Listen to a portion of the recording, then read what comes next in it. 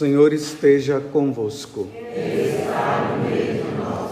Proclamação do Evangelho de Jesus Cristo, segundo Mateus. Glória a vós, Senhor. Ao descerem do monte, os discípulos perguntaram a Jesus: por que os mestres da lei dizem que Elias deve vir primeiro? Jesus respondeu: Elias vem e colocará tudo em ordem. Ora, eu vos digo, Elias já veio, mas eles não o reconheceram. Ao contrário, fizeram com ele tudo o que quiseram. Assim também o Filho do Homem será maltratado por eles. Então, os discípulos compreenderam que Jesus lhes falava de João Batista. Palavra da salvação. Glória a vós, Senhor.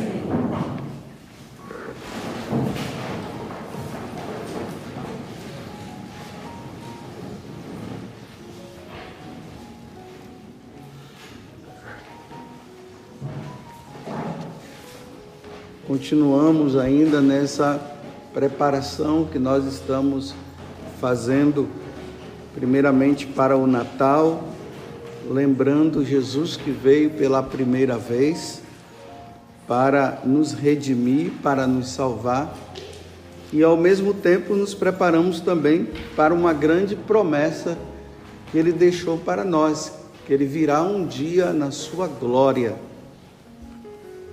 E quando Ele vier nessa segunda vez na sua glória, Ele virá para levar aqueles que são fiéis. E aí esse mundo vai desaparecer, não existirá mais este mundo, e aqueles que forem fiéis a Ele irão reinar com Ele na eternidade. Hoje o Evangelho começa dizendo que ao descerem do monte, os discípulos perguntaram a Jesus. Então, desceram do monte, mas que monte? Então, nós precisamos voltar a alguns versículos desse capítulo 17, e nós vamos ver que Jesus está se referindo, Os discípulos que fizeram essa pergunta foi Pedro, Tiago e João, diante daquela experiência que eles tiveram no Monte Tabor. Então, teve a transfiguração, apareceu Elias e Moisés, Jesus ficou transfigurado, Pedro não sabia o que fazer naquele momento e pediu que fosse construída 3 tendas, porque ele viu Jesus daquela forma em que ele está no céu. Então ele ficou tão intrigado naquele momento, sem saber o que fazer. Mestre, vamos construir 3 tendas para ficarmos aqui, porque aqui é um lugar muito bom. Então ele teve uma experiência de céu, ele teve a experiência do céu, ele estava diante da glória representada ali na pessoa de Jesus. Então quando eles descem, eles estão ainda atordoados diante da experiência que eles tiveram. Aí eles fazem essa pergunta. Os discípulos perguntaram a Jesus: por que os mestres da lei dizem que Elias deve vir primeiro? Mas que pergunta é essa, Elias deve vir primeiro. Lá no Antigo Testamento, Elias foi um profeta que foi perseguido e depois ele foi arrebatado ao céu. Elias, ele não morreu, ele foi arrebatado ao céu. Então, se dizia que Elias iria voltar, iria preparar o povo para o Messias que iria retornar. Então aí vem a pergunta: por que os mestres da lei dizem que Elias deve vir primeiro? Jesus respondeu: Elias vem e colocará tudo em ordem. Quer dizer, esse mundo ficou numa grande desordem. O pecado causou uma desordem no mundo. Quando Deus ele criou o mundo e o universo, ele criou de uma forma bela, de uma forma ordenada. O pecado de Adão e Eva causou uma grande desordem. Por isso que nós vemos o mundo dessa forma. As pessoas falam, mas por que se Deus é bom, por que tem tanto problema no mundo?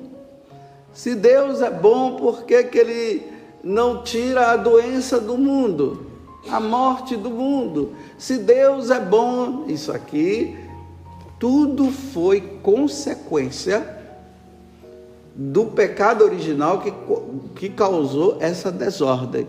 Então, Jesus ele vem para trazer a ordem de novo. Por isso vem a pergunta, Elias vem colocar tudo em ordem. Ora, eu já vos digo, ele está dizendo, Elias já veio, mas eles não o reconheceram. Aqui Elias, como os discípulos depois, no final, eles compreendem que Jesus estava falando de João Batista. João Batista, ele ficou ali nas mediações do Rio Jordão, chamando o povo à conversão. Conversão é ordem. Mudança de vida é a tentativa de se viver na vontade de Deus, na obediência a Deus. João Batista ele vem para isso, leva as pessoas à conversão para que as pessoas deixem de fazer o mal, façam o bem e estejam com o coração preparado para o Senhor que virá.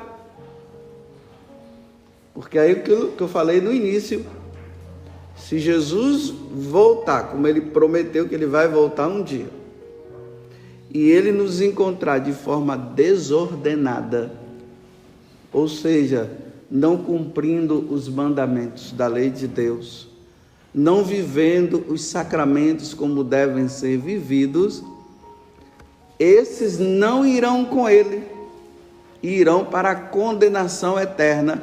Então, Elias, na pessoa de João Batista, veio dizer isso: olha, mudem de vida, o Senhor está chegando, se convertam, façam aquilo que Jesus está dizendo, aquilo que o Senhor sempre disse. E muitas pessoas ali nas mediações do Rio Jordão, começaram a mudar de vida. E eles eram batizados em preparação para receber o Messias. Aí Jesus está dizendo, olha, ele já veio. Ele veio o quê? Para preparar o povo para a primeira vinda de Jesus. E essa primeira vinda de Jesus iria se realizar com a morte dele na cruz, a ressurreição dele, e aí todo mundo salvo, todo mundo seguindo e fazendo a vontade de Deus, até que ele viesse na sua segunda vinda. Aí Jesus está dizendo, ele veio, mas eles não reconheceram não. O que foi que aconteceu com João Batista? Degolaram. Lembremos daquela passagem lá, ele falando para Herodes, Herodes, olha, você está com a mulher do seu irmão, você não pode ficar com a mulher do seu irmão, não. E aí ela, que não queria sair daquela vida, não queria mudar de vida, junto com a filha, armaram, e aí Herodes acabou matando João Batista. Olha, isso aqui é muito importante. As pessoas que não querem mudar de vida, que não querem se preparar bem, a tendência delas é matar, é colocar de lado, é colocar no esquecimento as pessoas que querem viver como Deus quer. Como ela não queria mudar de vida, ela mandou matar. Aí Herodes, diante de um juramento que ele fez, vendo aquela mulher dançando na frente dele, a filha de Herodíades. Ele viu ela dançando, ele disse, ficou naquela coisa toda, né? E disse, eu te dou tudo que você quiser. Aí a mãe tramou, então fala com ele para ele dar a cabeça de João Batista. E ela acabou obedecendo e matou. Então, João Batista morreu. Agora veja o que é que Jesus vai dizer. Ora, eu vos digo, Elias já veio, mas eles não o reconheceram. Ao contrário, fizeram com ele tudo o que quiseram, mataram. Aí Jesus agora está dizendo, assim também o Filho do Homem. Essa expressão Filho do Homem, ela tem dois significados. A primeira é o servo sofredor, é aquele que vai sofrer. E no livro de Daniel, Isaías que vai falar do sofrimento do Filho do Homem, lá em Isaías 53, como Ezequiel também fala do sofrimento, e de uma certa forma, todos os profetas acabaram falando do sofrimento. Mas no livro de Daniel fala o outro significado, o Filho do Homem, aquele que virá na glória, a segunda vinda. Ele teve uma visão do Filho do Homem sentado com grande poder e glória, e ele vindo com os anjos acompanhando. Então ele vem, então o Filho do Homem, Jesus está dizendo, será maltratado por eles também. Jesus foi maltratado? Jesus padeceu? Jesus morreu? Assim como Elias sofreu, assim como João Batista sofreu, assim como Jesus sofreu, assim como os apóstolos sofreram, assim também como os mártires sofreram, assim também a igreja padecerá até que Jesus venha na sua glória. É isso que Jesus está dizendo aqui para eles. Não pensemos, meus irmãos, que a igreja vai passar por um tempo de paz. Ela poderá até passar por momentos de paz, mas a igreja nunca terá paz. Por que a igreja não terá paz? Porque a igreja ela vai sempre contra a maré. O mundo não quer saber de Deus. O mundo exclui Deus. O mundo quer matar Deus como matou Deus da primeira vez. O mundo quer matar. O mundo quer apagar o nome de Deus, o nome de Jesus. E aí nós vamos vendo nas situações de hoje essa perseguição à igreja. E quando se fala igreja, é perseguição a você, é perseguição à minha pessoa, é perseguição para todos nós. Por quê? Porque uma vez que nós estamos na vontade e queremos fazer a vontade de Deus, e o mundo não quer saber de nós fazendo a vontade de Deus, eles começam a perseguir-nos. Por isso que aqueles que querem ser fiéis, que querem fazer a vontade de Deus em tudo, é discriminado pelo mundo, é colocado de lado pelo mundo. O mundo não quer saber, as pessoas ficam falando isso, ficam falando aquilo. Vocês veem que agora a igreja ela é atacada de todas as formas, tudo aquilo que é relacionado aos símbolos cristãos, estão querendo tirar. Como eu estou sempre falando, porque vocês é preciso ficar repetindo sempre para se entender, porque fala-se uma vez, esquece logo. Você vê que nas escolas, nas universidades, quem é cristão é perseguido. Por isso que os jovens, quando voltam para casa, começam a dizer que Deus não existe, porque lá estão dizendo que Deus não existe. Só que Jesus disse que diante dessa perseguição que é feita à igreja, aquele que perseverar, aquele que for firme até o fim, aquele que não renegar em momento nenhum, Jesus disse, esse será salvo. Esse, quando ele vier na sua glória, vai ser levado por ele para o céu. Mas aqueles que ficam com o respeito humano, ficam com medo de mostrar quem eles são, diante de qualquer situação já fica com medo, já corre, prefere se adaptar mais ao mundo, ficar ali no mais ou menos, porque não quer passar pelo sofrimento.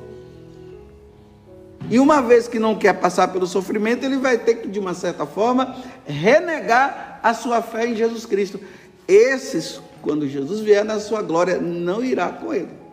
Para o céu não irá.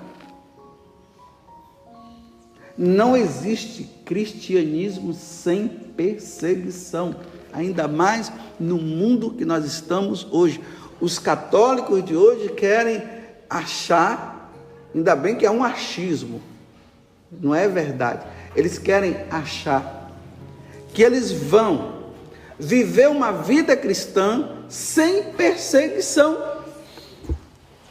Não tem como viver sem perseguição, porque na hora que o católico ele não é perseguido, ele já não é sinal de que ele está conforme o mundo.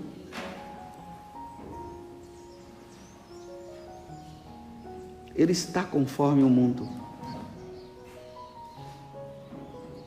Se adaptou.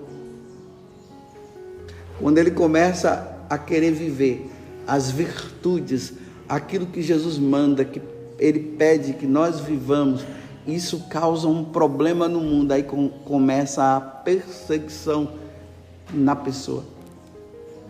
Eu, por muito tempo, eu achava que era possível viver a vida cristã sem perseguição. Agora, eu já sei claramente que isso é história da minha cabeça, criação da minha cabeça.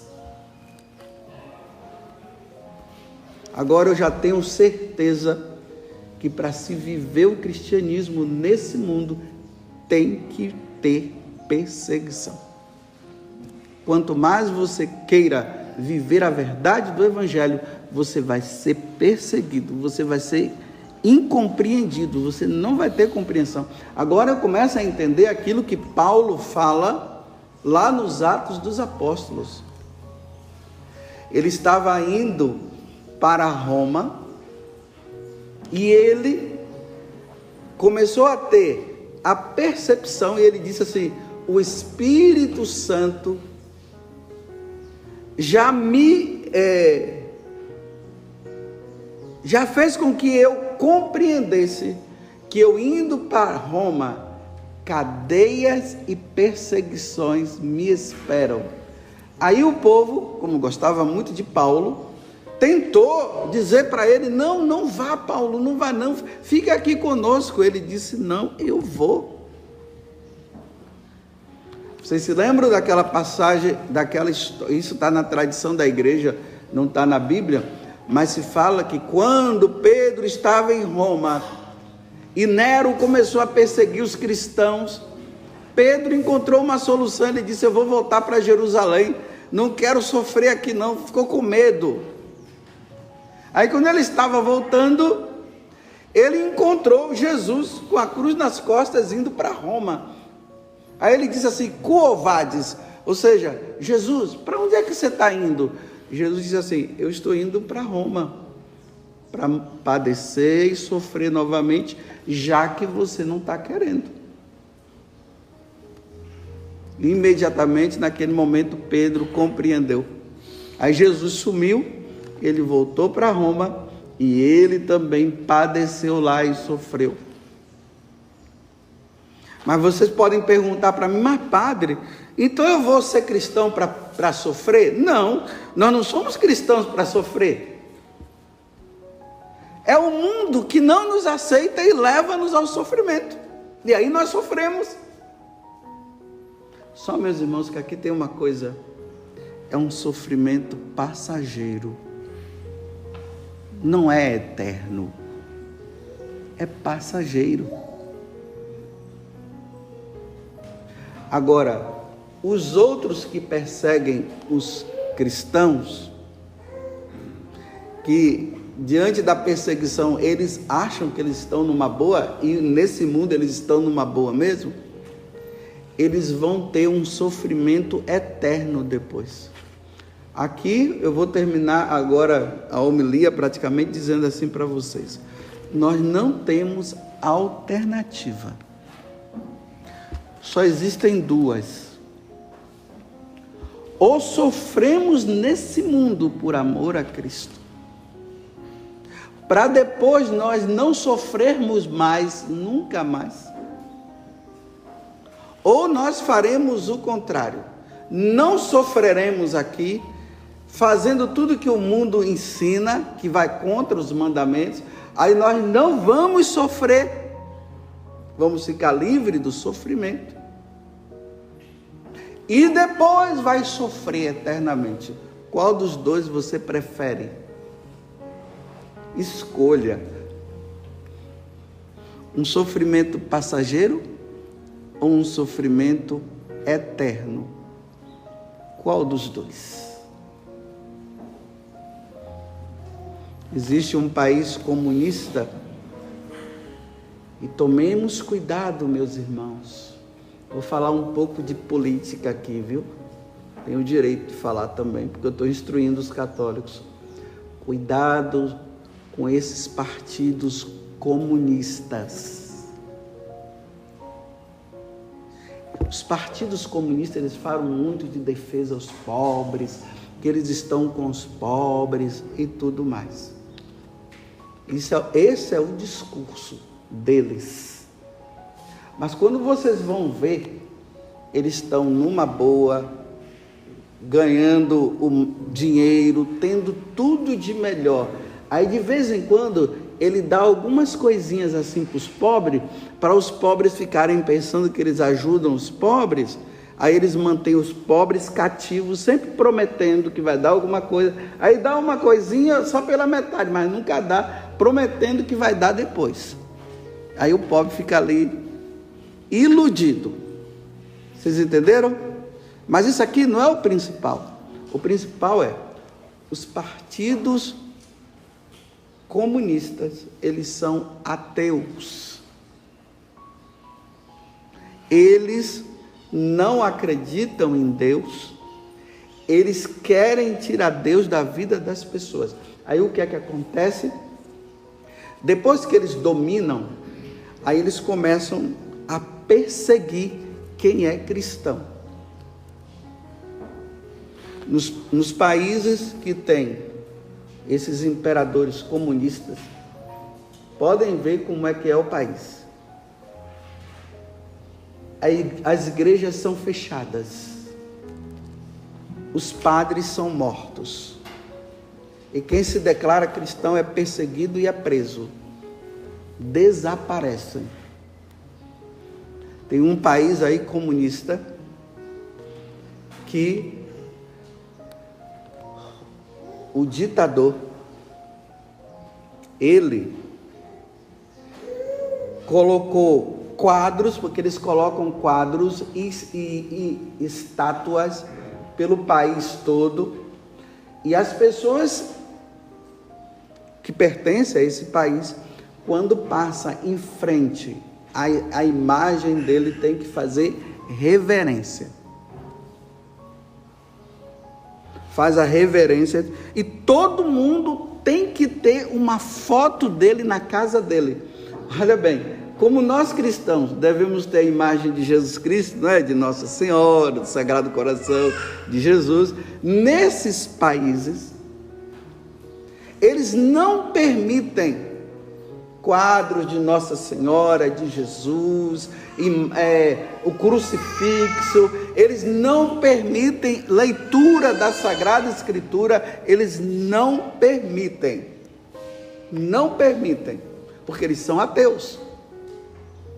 E quem usar é perseguido e morto. Mas eles colocam o quadro deles. E todo mundo tem que ter reverência. Esses dias eu estava lendo alguma coisa sobre isso, e dizem assim, que se numa casa,